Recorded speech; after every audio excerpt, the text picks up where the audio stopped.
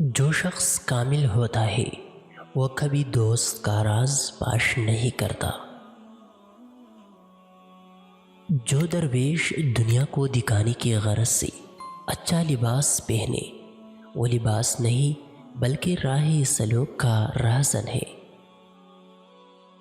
مجلس میں جب آؤ، جہاں خالی جگہ ہو بیٹھ جائی۔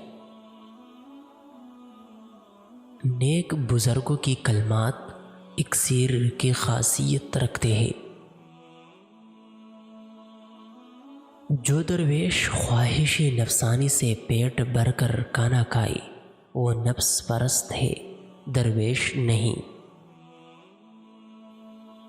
خدا کا خوف بے ادب بندوں کے لیے تازیانہ ہے تاکہ وہ اس کے سبب گناہوں سے بچے رہے اور نیک راستے پر قائم رہے۔ جو آدمی دعائیں مانگتا نہیں، اللہ تعالیٰ اس کی دعا قبول نہیں فرماتا۔